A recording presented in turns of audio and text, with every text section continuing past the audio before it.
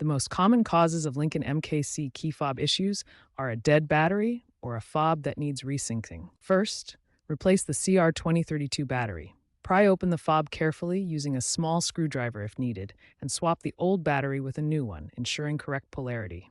These batteries cost $5 to $10. If the fob still doesn't work, it likely needs resyncing.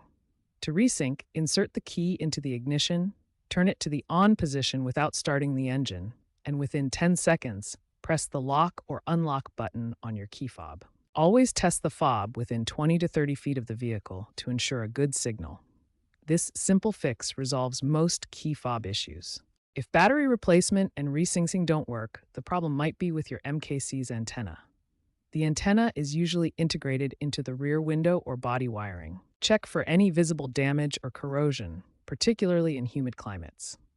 If you find exposed wires, temporarily wrapping them with electrical tape might restore function. You can also use an OBD2 scanner to check for error codes like B1A4A, which indicates a key fob malfunction. If these steps fail, the issue could be a BCM glitch or more complex wiring problem.